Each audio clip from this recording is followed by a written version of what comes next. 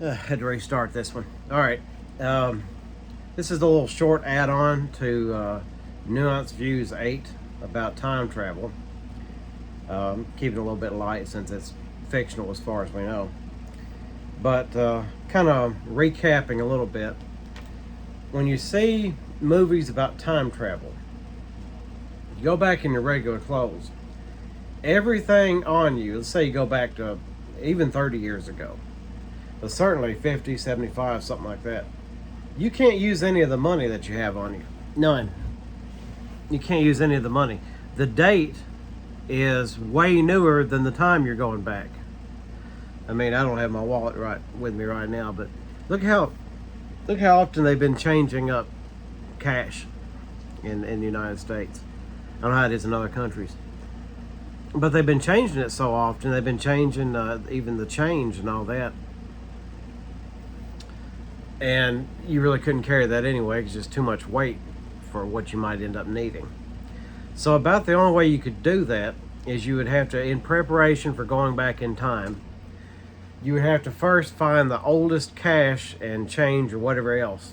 Make sure you ain't got nothing else on you with any kind of date on it. You can bluff with clothes, but you'd have to find the oldest money you could find, and then go back to roughly that time, and then trade it in for older money, and then go back another time, oldest money you could find. It'd be complicated. All right, but let's say you do that. What if your idea was, in this time travel movie idea, like I've heard suggested in one time travel movie, could put such and such of money in the bank. It was actually Time Chasers, which I think is a decent movie.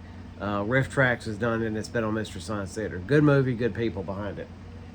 But anyway, you got a little guy there at the beginning that says, you could go back in time to 100 years in the past, put $100 in the bank, and come back 100 years, back to the present time, and the interest alone will make you a millionaire. Well, what money are you going to put in the bank? You have $100 that's in 100-year-old bills? How else are you going to do that? It wouldn't be easy to do. So that actually, because I thought of that little flaw in that movie, that they didn't consider that, which maybe it would have been easier in 1991, I doubt it. But,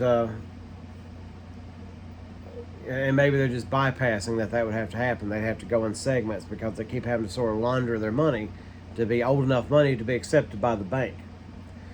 But because of that flaw, I got to thinking of another idea. What if, because I've pitched the idea before playfully, that maybe they keep changing up money and destroying the old money just in case time travel ever happens. Because it would throw it off. If you're still using the same cash bills, which they're making more, and that gets into the whole political argument thing. But what if that's a deterrent for that sort of thing? People think, it's that people are copying money and doing this and that. Well, what if it's because of the real money? Again, this is sort of fictional thought. I'm not saying it's something I believe. But what if that's it?